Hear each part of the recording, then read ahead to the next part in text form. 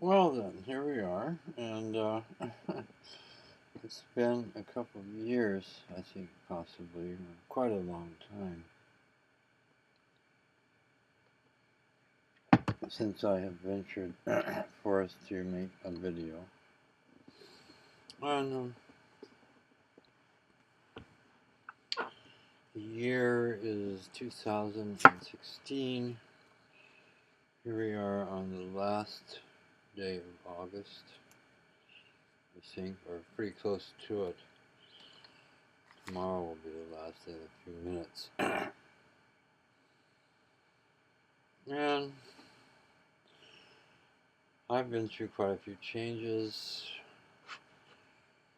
had a bunch of thoughts about this and that in the world and one thing and another, and so I just thought I'd kind of have fun and make a little short tape, see if I had anything to say. I'm not sure that I do. I'm kind of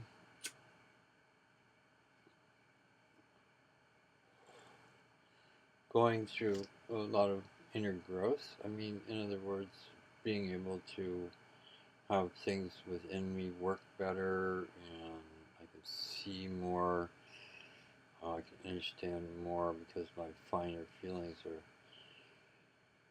are partially cleaned up, and so I can see more about like what's the inner processes of how things operate a little bit more clearly. I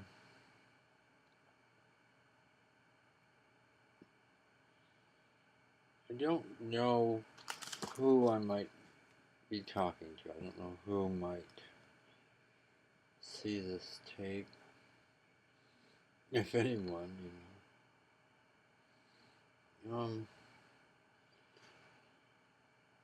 I think the central theme that I will always be having is about a marvelous gift that the Almighty gave to mankind some time ago. It started in around 1930, I think, something like that, or maybe slightly right around that time, and it's gone on. So it's been almost 100 years. First, the gift was given out in Indonesia.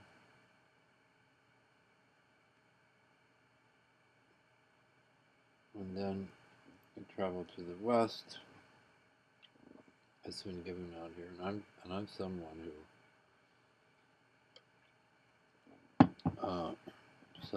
saw the great possibility of it, and understood it to be real and true, and took it up pretty full-heartedly. And I'm just an ordinary person, but I took it up, and I've now been practicing it for over 50 years. It's been.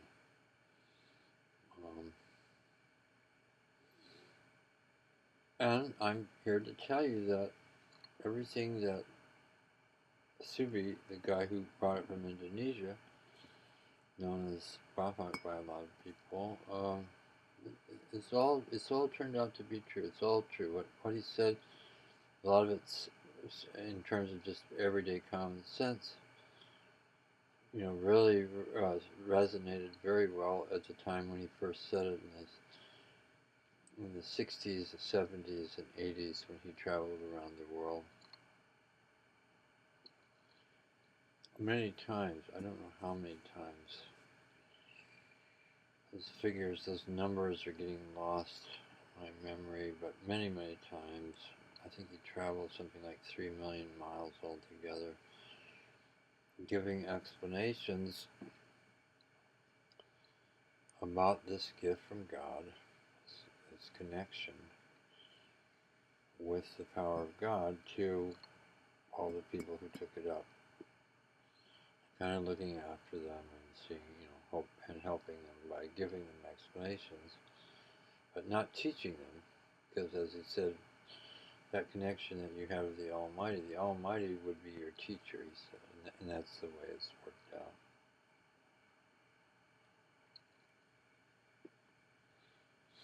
And,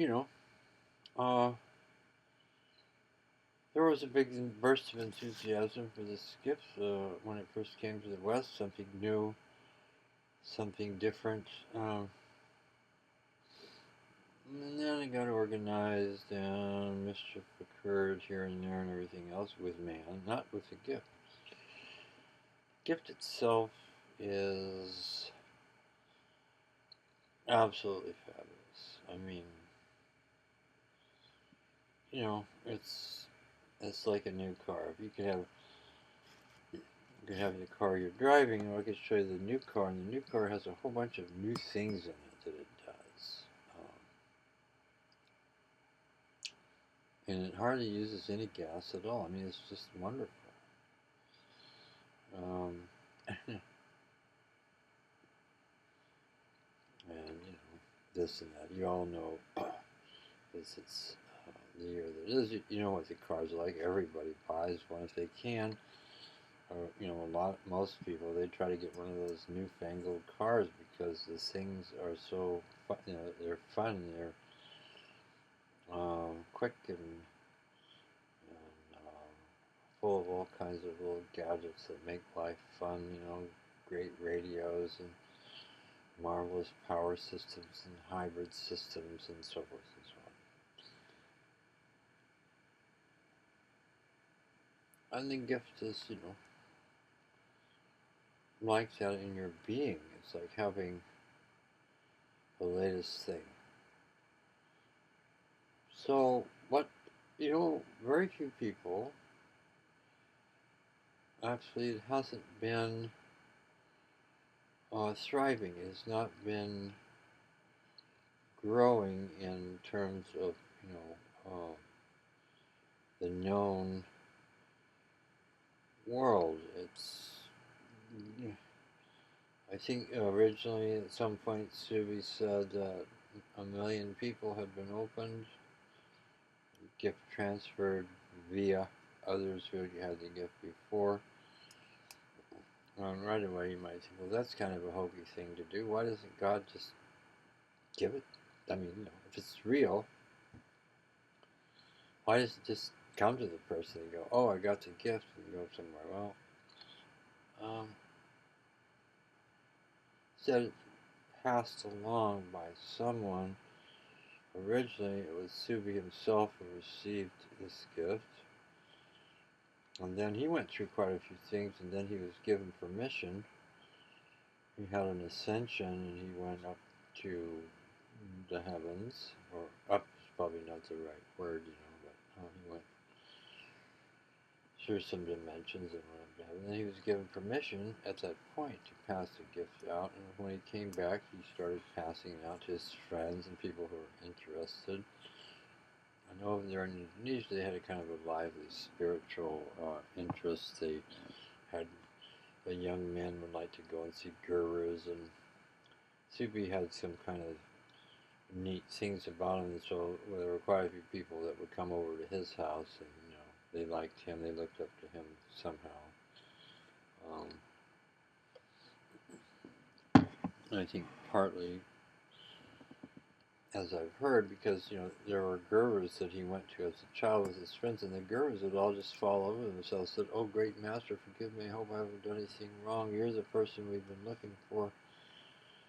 And one of them even went so far as to say they've been waiting 70 years for him to come, and so forth and so on. A spiritual country with a lot of spiritual Islamic traditions and various things. I suppose I'm not an expert on Indonesia, but a place where spirituality was much more important than it is here in the great material, in the great U.S. of A. I think great would probably be the wrong word to use, but anyway, in the USA. So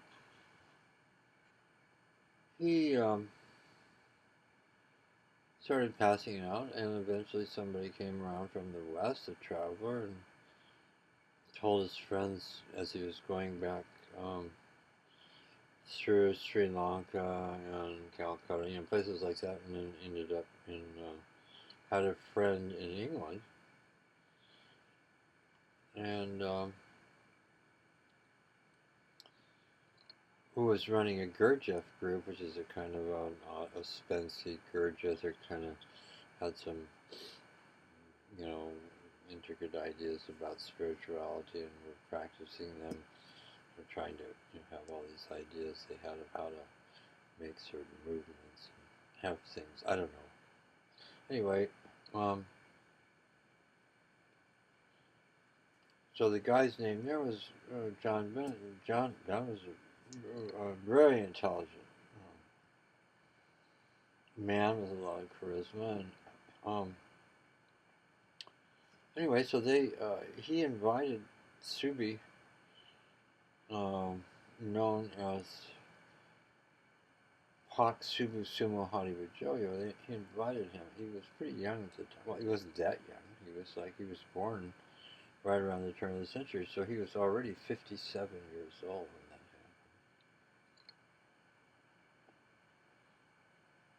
happened. He invited him to Coombe Springs, which is a place outside of London, where he had a kind of a place there and a big, you know, round room kind of place where they did their Gurdjieff exercises. So he invited him there to pass out the gift. Subi came, and that was the beginning of it in the West. And then Subi went all over the world, all over the Western world, everywhere but Russia and China and some of the Mideastern countries where they, would, have anything to do with anything that wasn't Islam, I suppose. I don't know. Anyway, most countries in the world, and people loved it, the reality of it. And what is that reality? Well, it's it's a thing which Subi told us actually has always been in man, but it had been kind of buried over and hadn't been there, but it was kind of like latent or hadn't been used. Or he said it was the same gift, the same connection with the Almighty that the prophets had. And in that connection, he said there was everything was there, though you wouldn't have the instruments to realize it when you were first opened or you could receive that connection. Over time, you would start to see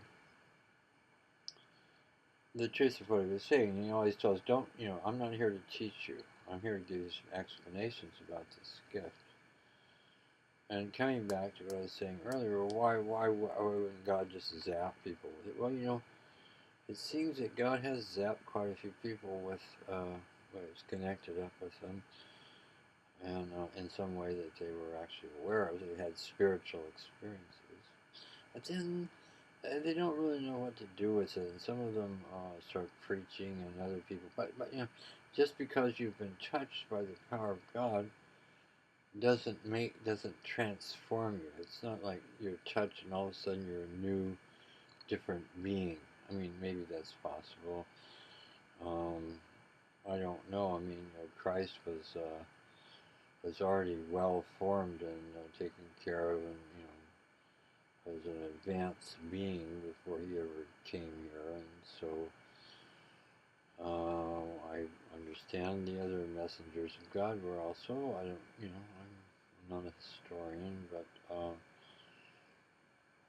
just ordinary people, they don't know what to do with things, and so they need someone to give them an explanation about what's really going on when they're experiencing certain things, which it's not clear to them what they are. And the reason for that is because the true human, setup and system has been degraded and lowered, and brought down. Not all of it, perhaps, but a lot of it. It's like a used car. been through quite a few accidents. It still runs, they keep it running. It still runs, but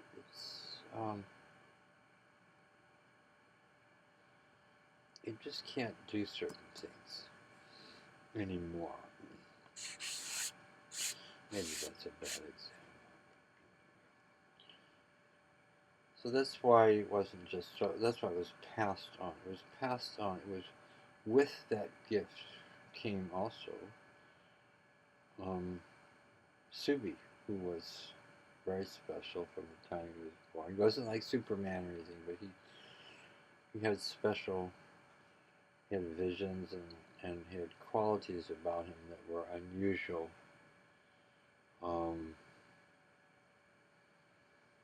For a kid his age, he could know. He knew some things. He could tell things about people because he, was inwardly alive. That were pretty neat. Anyway, he was sent with that. And he explanations about things he knew about stuff you never even dream of. But he told us all the stories, and he said, he told us a lot of stories. As he said was, well, I'm not going to tell you everything I know. But he told us he would sit and speak from an inner place, and he would tell us things about life, about how it was structured, why we were here,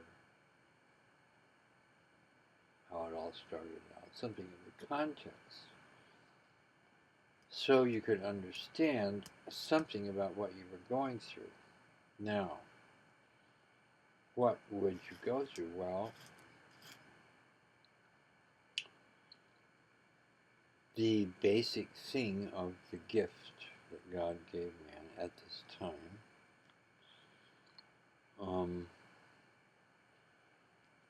and there are certainly reasons why it was given at this time, but God knows best. But the reason that the point of that gift is that you need not to be reading, believing, trying to believe, trying to have faith. And I won't say those are bad things at all, but this was something different. This was a direct experience. In other words,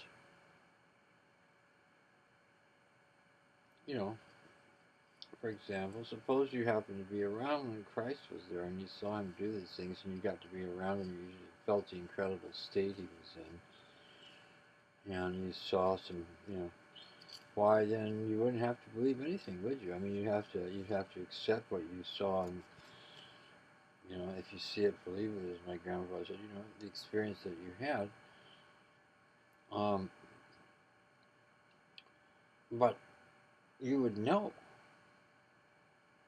You could say, well, I saw him go over there and do this. Don't tell me this and that. I saw him do it. So this is a kind of experience, suited to your own, where you're at, what level, what you've gotten to, most of which is not that hot. But still have good qualities in your life.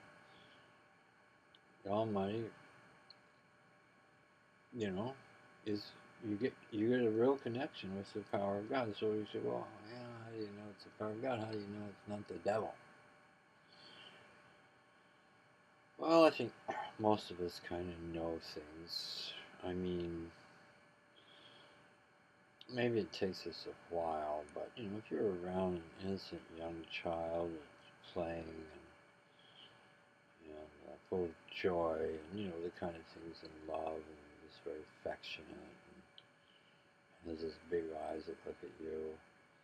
Why, that's a kind of a wonderful thing, and it's an experience that you have. You don't need. I think I've lost my train of thought here.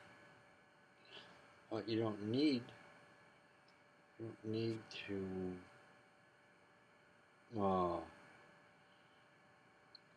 You're having your own experience. So you don't need belief. What you need is experience. So this is kind of like, I'm going to take you to a place. I know you don't think it exists.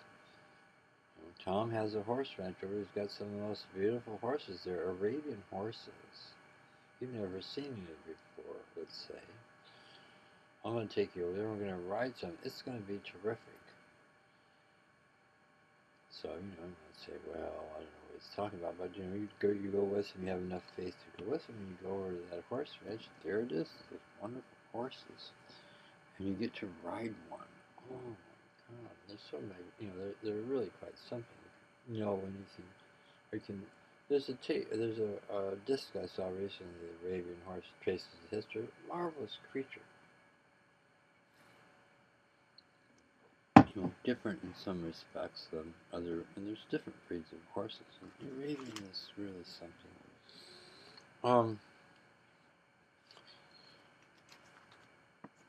And accounts for a lot of the development, and or has played a part in the development of everything that happened in the Arabian Peninsula. A lot of what happened. So this is an experience. So what is it? What is the thing of it?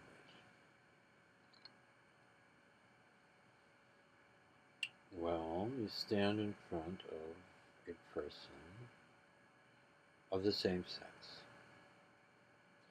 It doesn't have to be of the same sex, but for various good reasons, it's good for the men to do this separately from the women. So,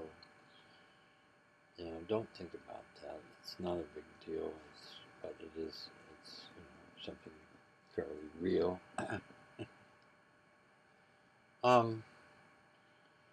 You stand there in front of someone who has previously received a gift. And with the early people, they were lucky. Maybe it was Subi himself, the first one. What he always told us, the gift is not. It's not about me. It's not about a person. It's a gift from God. We're acting as a channel, a way. It passes on. If you're open to it, if you're willing to receive it,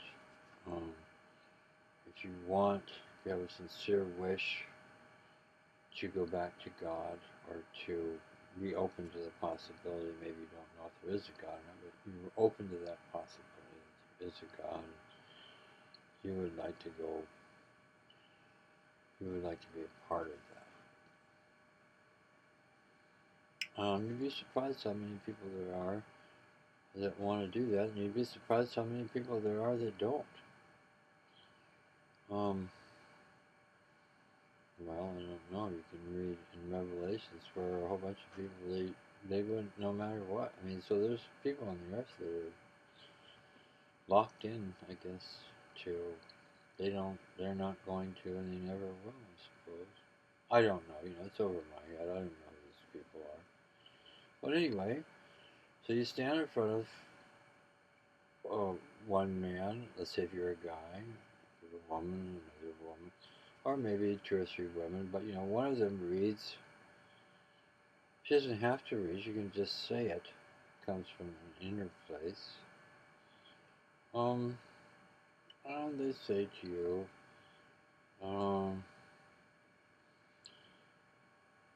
well, I won't tell you what they say. It's a simple opening statement. But one of the things that they say to you, just close your eyes, relax, stand. You're standing up, stand quietly, and wait until you are moved from within. No, it's not something that you do. but simply wait until you're moved from within, and then when you are moved from within, follow that movement, follow it freely. In other words, be open to it. Let it go where it goes. So it requires a bit of courage, I suppose. But actually it doesn't, because it's like somebody asked you to eat a really good piece of pie, you can smell it. It's not a problem eating. You said, sure, yeah, ooh, you can hardly wait to have that pie. And you don't need to be encouraged. And such I can say myself. You can find out for yourself, should you wish to have this gift. Well, it's free. There's no strings attached. You're not required to believe anything or commit yourself to anything. It's very free. So, you wait until you're moved.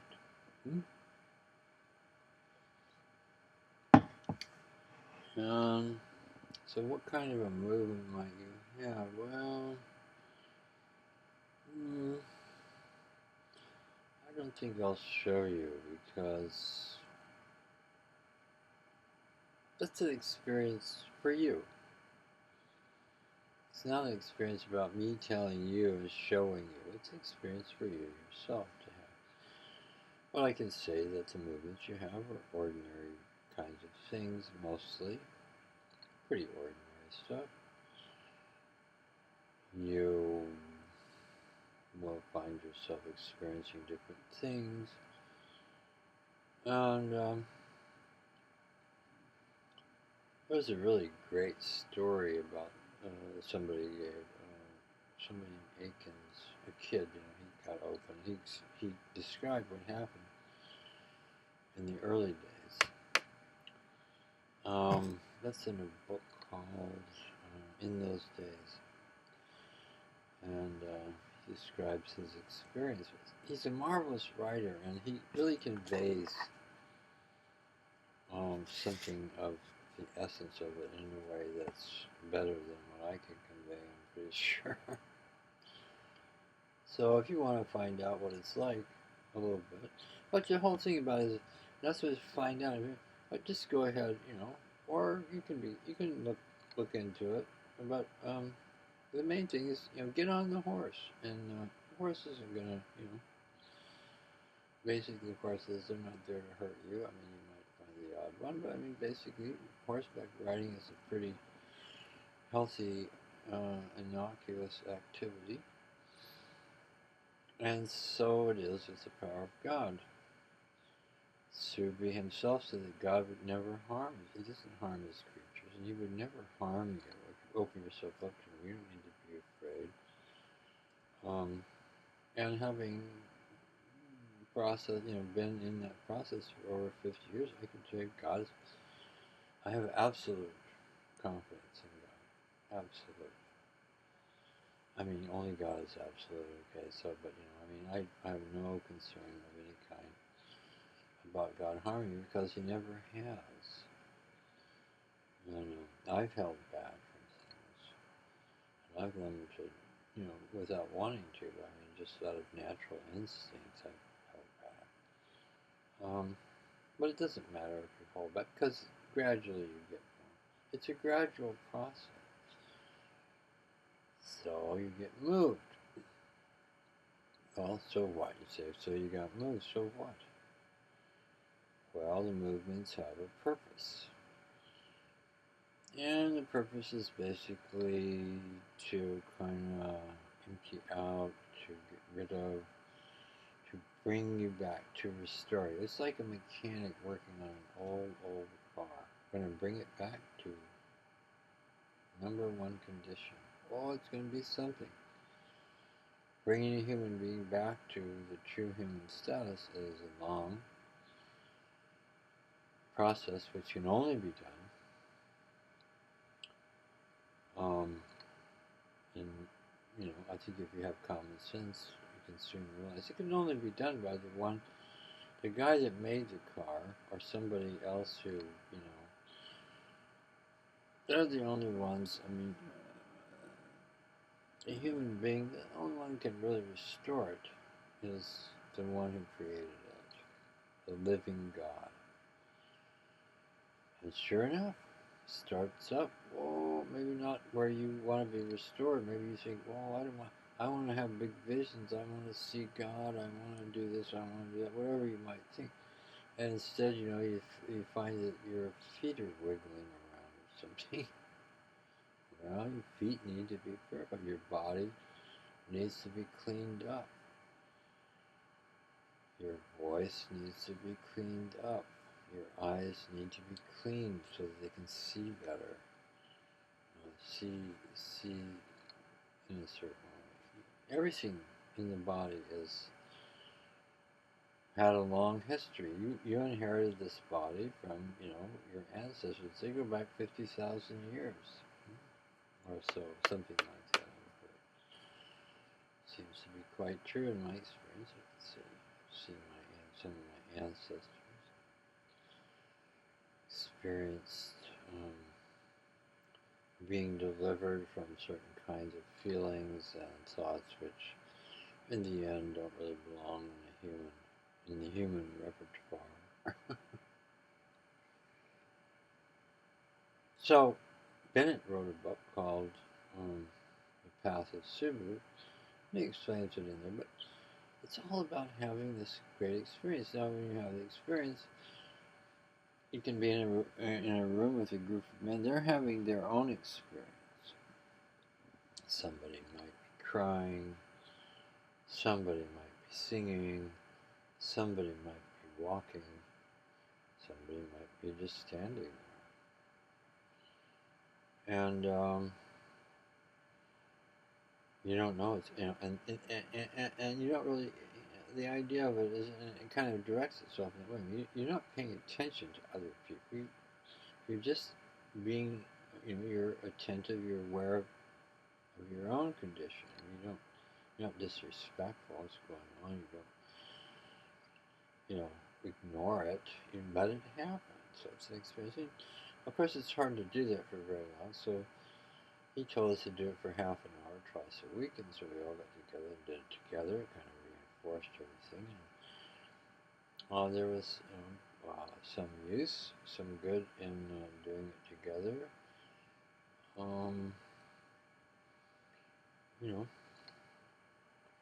And that's what we did for a long, long time. We lived together, and people progressed.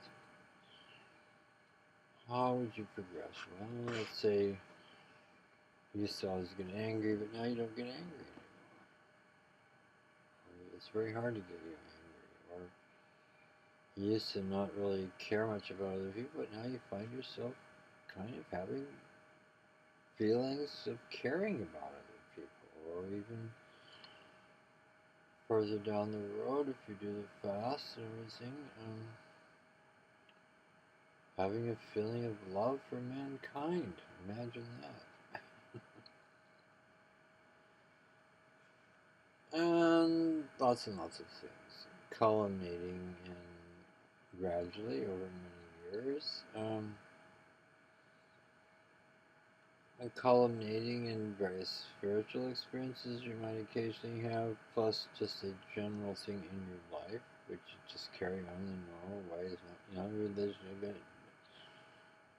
espousing religion if you're not religious. If you're a Christian, you go right on being a Christian, or a Muslim, you go right on being a Muslim. But people when you're doing Lonnie Hunt or if experiencing this thing in a room with, they could be young, old, not from your group of people at all. From you could be a student, they could be in business, or you could be an artist, and they could be a mathematician. It's across any kind of boundary, including religious boundaries. Muslim, Jew, Christian, atheist. People who don't believe in God. But they're experiencing. So you get moved. So how do you feel about that? And also, he told us that you would get a proof that God existed for yourself fairly early on. And I know I did. It was pretty clear to me. And it was a proof that would suit your own nature. It would be a proof for you. You could tell it to other people.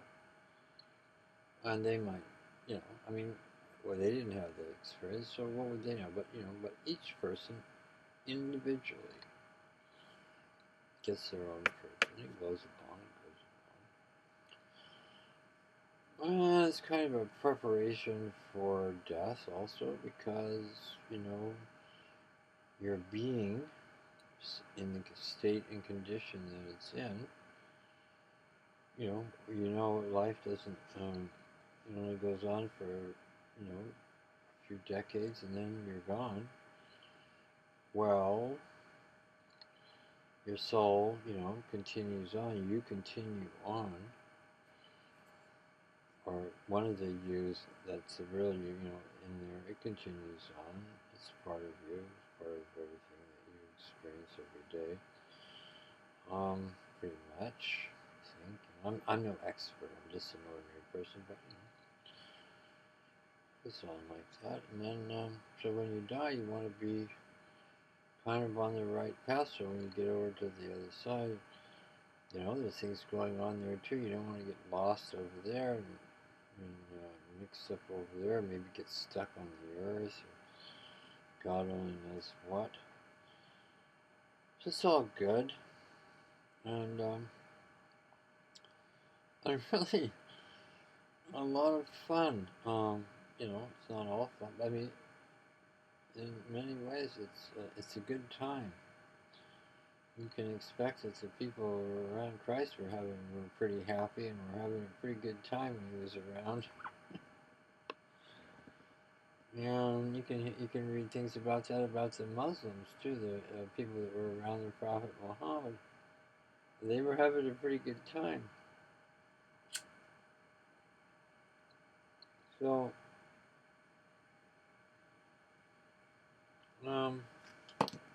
these days there are very few people who, I don't know what's happening, but it seems like very few people are interested in the gift.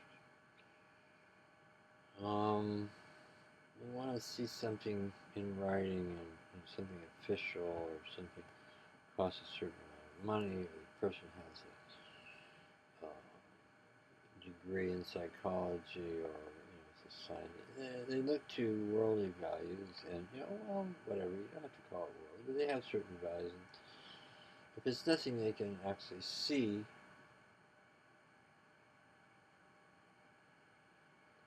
they don't seem to be interested. There's some kind of a real problem with it. I mean, there's a real restraint. There's something that's keeping it from me. For instance,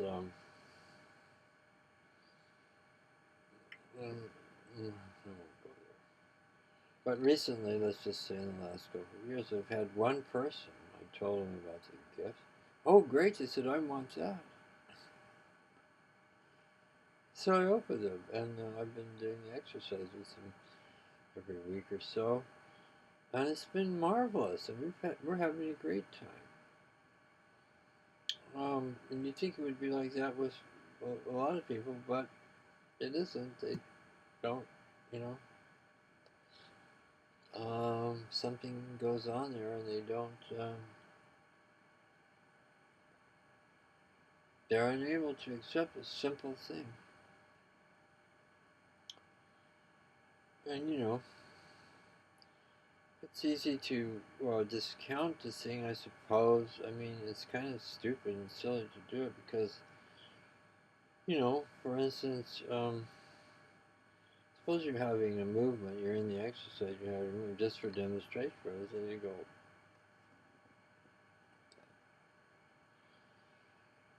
well, what's it about?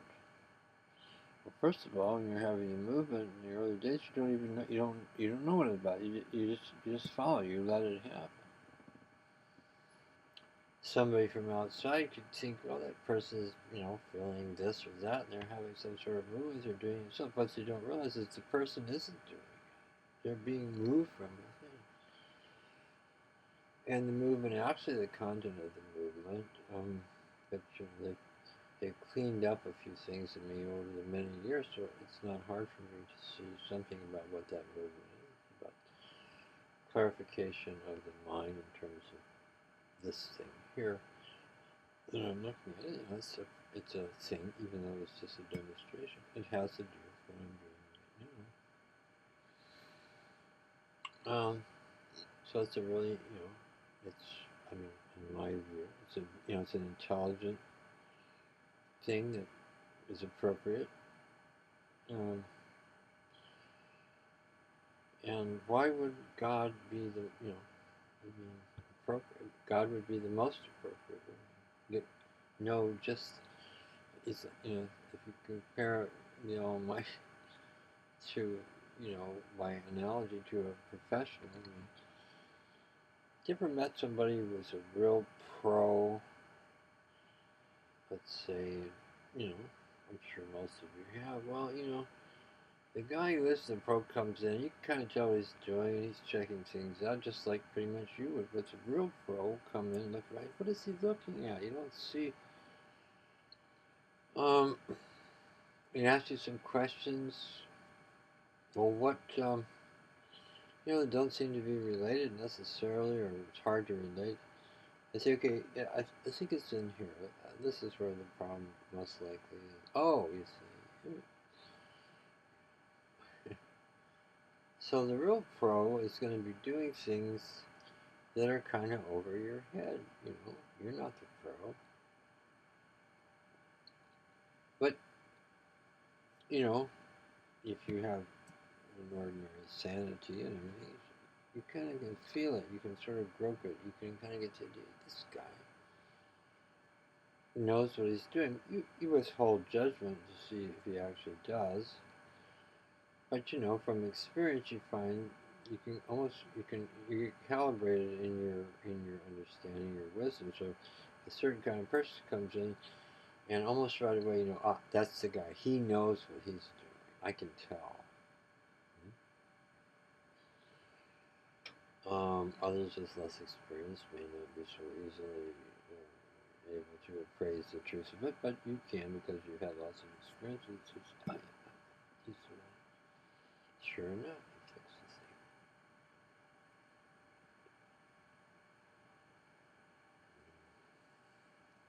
thing. So it's a great adventure, a lot of fun, and it could make a huge difference in the path that mankind is on. Because it's kind of like an old car. You got two choices. An old car really probably isn't the best example, but I'm an American, and we're into, always cars are nearby. You have an old car. You can say, "Oh, this thing's history is trash." Suppose there's some real value. I suppose the engine that it was made with is really pretty cool, like a Slant 6 or I've got an older Lincoln now. It's got this great engine in it with an overhead cam. It's a 4.6 V8. And, whoa, the kid is, it's quite something, that engine. The kids use them for racing and stuff. And it's fun passing cars. They have newer cars that, of course, do the same thing use less gas, but I mean, it's an American car. Goes. It's fun. And it's much safer passing because it only takes 4 seconds or 3 seconds to pass, whereas in your other car that you had before, maybe it took 10, 15 seconds. It can put you in the wrong lane at the wrong time. Good stuff. Anyway, it's like fixing. You see the values, don't just throw it away. This thing is worth fixing. Well, luckily for us, the Almighty feels, and the proof of it is the gift that, we're worth fixing. He's willing to do the work. Oh, the work goes on and on and on. Process. 50,000 years. This vessel that you have descends from the very first man. There's nobody else came in. It has to come from the first man and woman, their children, da, da, da, da, you know. Things don't come out of nothing. Children, children, children, children. Many, I think I figured out one time 2,500 generations. Think about it. Each one of those generations did good things and bad things. They you know, they made some mischief. A bunch of them used their gifts not very well at all, perhaps. I don't know. I'm not going to say. I wasn't there. I don't know who they were. Oh, but you know, so they've gotten overly this and underly that and lack certain feelings or certain understandings that is, you know, a good functioning human being has. Wisdom. Wisdom from the Almighty. How things work. You know, I mean things about identity and about your different selves that you have. I'm not going to put on a show here, but you know, lots of different things you know about yourself. You get moody, you get angry. Where did all those things come from? What is your purpose in being here? Why are you here? Who created you? What are you?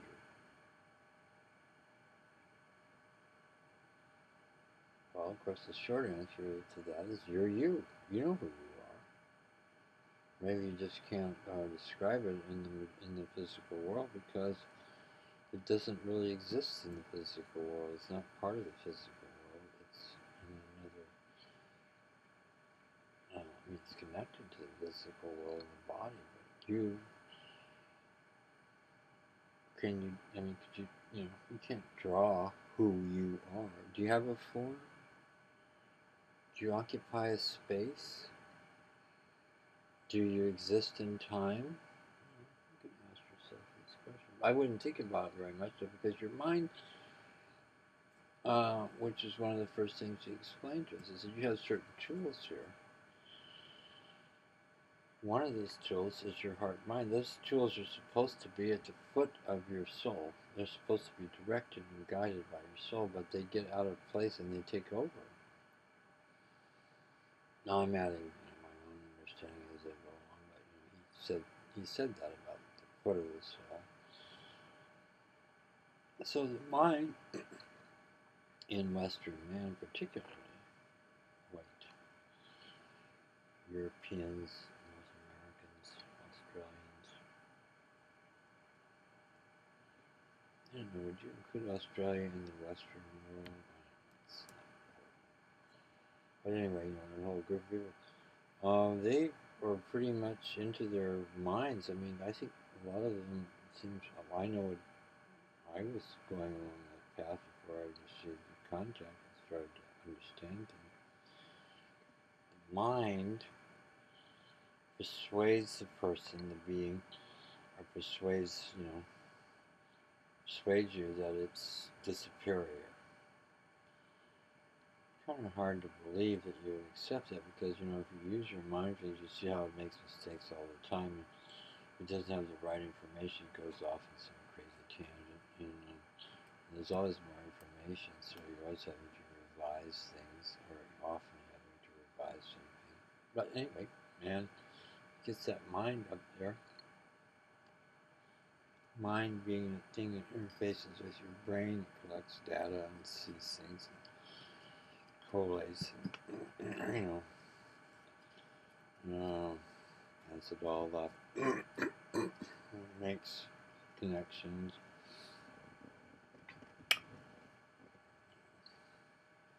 San told me the other day that the mind, I think there are more instances the mind operating as there are stars in the sky in any given second or something. I mean, it's an incredible thing, the brain that you have. So naturally, you get with the mind. But I'm just saying, don't think about these things that I'm saying to you too much, because the nature of the mind is to be explained to us. And once explained, it's true. The mind is limited. It has a limited nature. It does not have an infinite nature. It's a tool for use here when you're here in this place, in the earth, in this journey. Very useful. Can be quite useful. It's not misused. To kind of, do different things. But it can't understand spiritual things. No, the spiritual things have to come from the inner feeling, from the spiritual tool.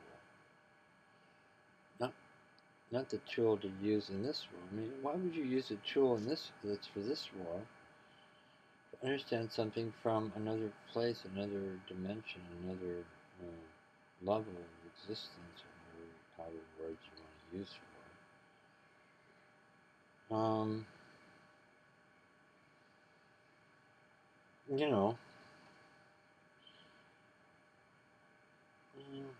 I'm not going to talk about it because, as I say, this is an experience for you.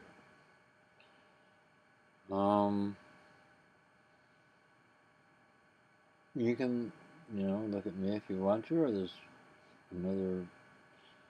Now, I think the organized groups have gotten down to maybe 30, 40,000 at the most around the world. It's pretty small. But originally there was 1 million people. They've all been open. And they're around here and there. But you can go to the organization. You can see different kinds of people. They're not all like me. In fact, in a certain way, very few of them are like me. I mean, there's different people. I remember when I first went to receive this contact, there was an amazing cross-section of people. I mean, there were people who didn't use their brain very much at all. So as a student at the University of California, Berkeley, I was, wow, who are these people? I mean, of course, I didn't think that out loud, even to myself. But I mean, they weren't smart people.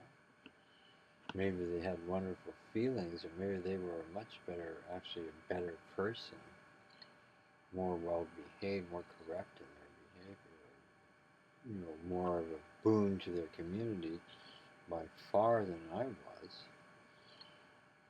But they were in a different group.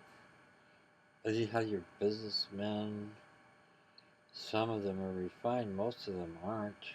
Rather coarse groups of people who say stupid things, or, from my point of view, they're crass and unfeeling a lot of the times. Business types. They put. I'm not going to preach to you. I'm not going to share much of my points of view because that's not right. But anyway, I'm just saying, all different kinds of people. Young girls that are very irrational, and guys that are very old guys who are, professors. We had a guy from Caltech there in LA, I remember, and we had students, and we had a guy who became a detective, and some painters, and some salesmen, and a lot of housewives, and retired guys, and people my own age, and people, older, and people eventually, of course, came in. I was 22 at the time. They were younger, and then these people had children. They had the connection automatically. Kids raised up with a connection with God. There's something. Those kids, their behavior and their perception is noticeably somewhat, I mean, it's not that you're freaks or anything, but, if you know that who they are, see they're coming at things from a different place, pretty much. all kinds of people. So it's not about me, it's about you and the Almighty, and the, basic notion of it is, well, nobody's saying, you must believe. The word belief has been changed over the years. It used to mean you were for something, you were enthusiastic about it. And then it changed into some sort of mental thing where, it meant that you accepted mentally something that you didn't know whether it existed or not. But you took it on faith. So it became this whole burden that you had. Whereas,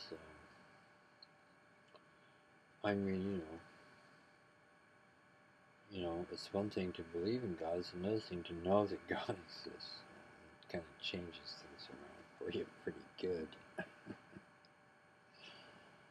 But fortunately, I can tell you that the Almighty is, that's the one that you end up, liking the most.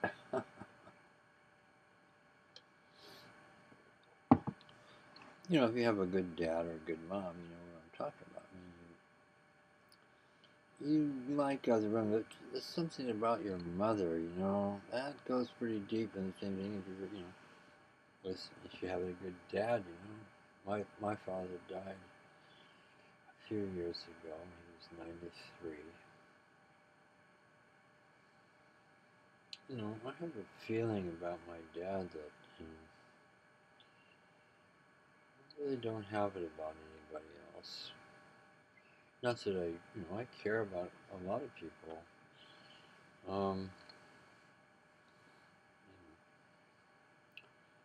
And generally, well, I'm going to talk about me. But anyway, so you can find out for yourself that, the feeling that you have about the Almighty is similar to that, because, well, I'll let you connect the dots of why that might be. So I continue to want to hope that people will have enough, be open-minded in spite of all the brainwashing that comes down through man, all the thinking that material man. A lot of people, they're pretty much in the material world. They believe in material things. Physics is about the study of material objects, some very, very tiny. They've gotten so tiny now, because they're looking for more data so they can figure out what's going on. But I don't know. It's up to the Almighty. But there's always a chance, I suppose, or I think there might be a chance because I'm just an ordinary person. You think ordinary people would have some sort of interest in that. I mean, if I told you, well, we're going to have a big potluck dinner tomorrow, we're going to have barbecue chicken and, and some good salads and all kind of good food, and, some of the people are going to come over from the neighborhood, and you were just sort of an ordinary, regular person, well, you say, well, yeah, I'll be over, and you come over and have dinner, and we have a good time. And that's really what the gift is all about. It's about, let's have a good time with the Almighty. He, gave us this gift because, we don't know. I don't presume to speak in that realm, but you can, from our point of view, you could give up on man. You could say, well, that car, that man, it's no use. Just get rid of it. And maybe we won't build another one. There were too much trouble, or maybe we'll do another one. I don't know. But you know, this is a lot of work, an unimaginable amount of work. Every child has its own world that it lives in, and where does that world come from? You know, all the things it has to learn, and things it has to be protected from, and things that are, you know, all kinds of things. So many things can't even start to catalog them. So a lot of things, a lot of work has been done. So you can see, well, no, we're not going to destroy that car. There's things in it that can't be redone again. It's too much. We're gonna restore it, and you know, maybe we'll. I don't know. So that's kind of as far as you know, I've experienced and I understand. This is a chance for us to be restored, brought back to good functioning, you know, a good creation functioning, a creature, you know, a creature from, you know, by the one that created us. And you know, you're not required to believe that. You have to have your own experience, but the experience is there for you to have. You know, if I tell you that there's a ranch over there and there's a whole bunch of horses over there, and the guy is raising Arabian horses, you can tell me, well, no, I don't believe you. You know, but eventually the question is going to arise because why won't you go over there and see if it's there? If you don't believe it, well, why are you afraid to walk? You know, half a mile or a mile or something, and go over the top of that hill and see if there's a horse ranch there with Arabian horses in it or not. So that's kind of a question that you know, you can ask yourself. I mean, like, if I tell you that there's a connection with the power of God, and it's a gift, and it will restore you to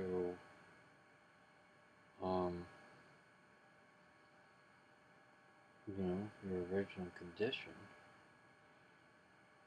Well, here's the thing. If you have some common sense, you know that people are always up to mischief, or often up to mischief, and you know, it's very hard to find somebody you can trust. What is the guy trying to do?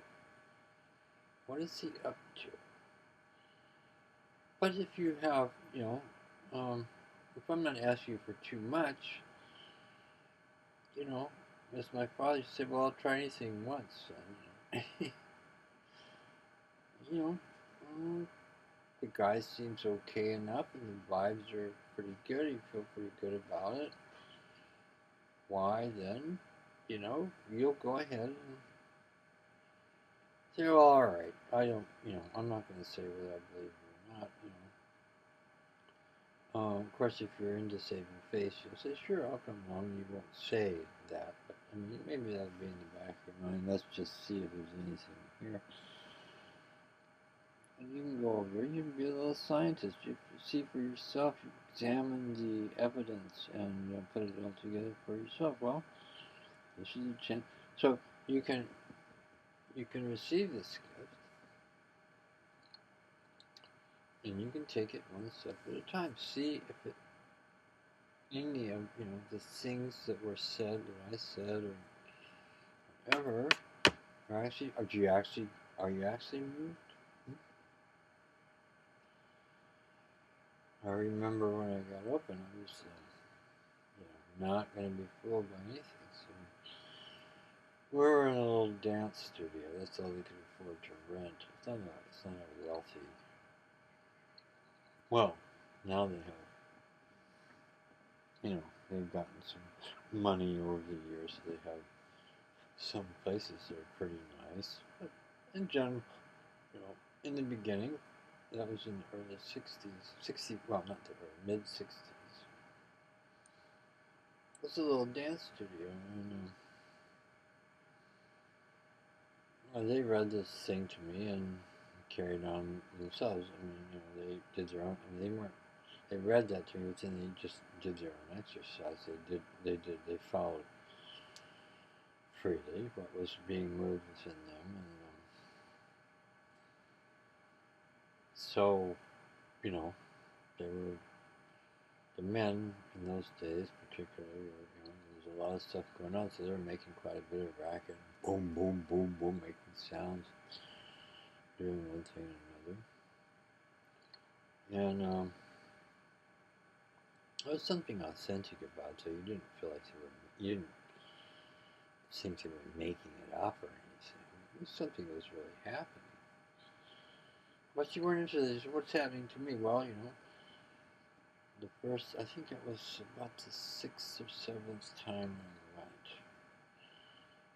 Because, I don't know, nothing much happened. I stood with my eyes closed, and after a while I got kind of tired. The thing lasts for half an hour. I think after a few minutes I felt kind of tired. So I just lay down on the mat and waited. Nothing much happened. And I didn't know what was going on, but I mean, nothing much happened to me as I recall.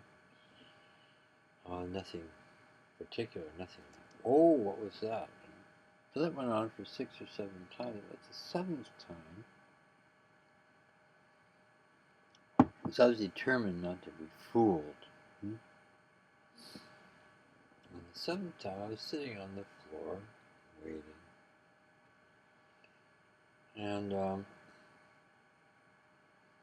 so I didn't just walk away when nothing happened the first time. I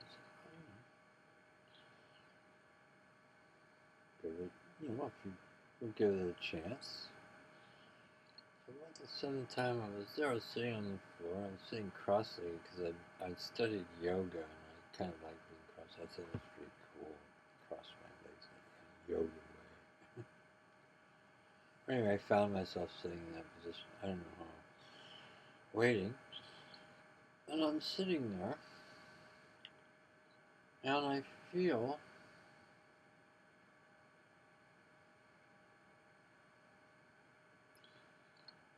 something touch my head, touch it, my feelings, move my head. And it moved back and forth, And it was a feeling I'd never experienced that. I'd never experienced anything like that. It's very gentle. And so I kind of checked it, right away. I had to check, so I kind of stopped. And when I kind of stopped, following, it stopped. But as soon as I relaxed, there would be back and forth, back and forth. Wow, a real movement. I had a real movement. And so, then it continued. I would go back and forth, and then gradually I found, I had different movements. I forget where they started, my feet, my arms, and all of a sudden I'd watch and see, oh, I started kind of running in place, or my arm would move around. I was being moved. By what? Well, it was nice. I mean, it wasn't like, it'd be like if you're, that far, but I mean, it was like if you had someone who loved you, was moving you around. Oh, that's nice. I like how you do. You're so tender. You're so affectionate. I won't say that it was like that, because that's the way human beings are. But it was nice. It was good. I didn't object to it. Oh, I don't want to have any more of those movies. That never happened. And on and on and on. Physical body, and then it goes deeper. Goes to your character, which I'm just going to end up by saying, one of the things that you can consider if you have any real concern about where mankind is going is that one of the things that you have in man is you have this good character and you have this bad character. One of the things that we're dealing with today is the bad character. He is forever taking up the wrong side of the deal there. You know, he's up to he's up to no good. He thinks it's good. Because of his bad character has taken over. So the bad character has kind of gotten the upper hand in quite a few people in terms of what they actually do. What they're up to is not good for mankind. It's not good for their kids. It's not good for them. Well, in this process, at a certain point, after a while, it takes a while. That's what I experienced. After a while, it starts kind of bringing up more of your good character. So that when you respond to a situation, if you know it's kind of working in you, so you kind of go like, well, you find yourself doing this thing that has to do with good character, and so it kind of puts in its place and it purifies out the bad character. Well, imagine that if the bad character of man today, which is one of our major problems, if enough people would take up this skill of that bad character, even if it was a few percent, that bad character would kind of subside, and the good character would come back in stronger. That could save us. That could make the difference. You know, there's stories about a bunch of people, I can't think of their names at the moment, but you know, they're pretty famous billionaire people who got the message about climate change and about, you know, doing things to the earth that would be good for the earth and not bad for the earth. And those people have made big statements. Okay, in the next so and so years, 5 years, and I'm donating. I'm going to put $1 billion towards this area. I think, you know, they're convinced and they see the truth of it. What a disaster! You know, what a path run. Doesn't look good, does it? So they see that and they commit. But you know, they've done studies about these people. What happened? Well, what happens is that because they're so involved with making money, and then something comes up in that process, well, they could make so much more money if they didn't do that. But this other thing, they keep slipping and sliding around. They don't end up, even despite their own best efforts. It's a guy who runs some kind of airlines. He's a famous guy. I can't think of his airline, but he's a well-known. He's one of the people that did this. They can't hew to the good character. Make the noble choice.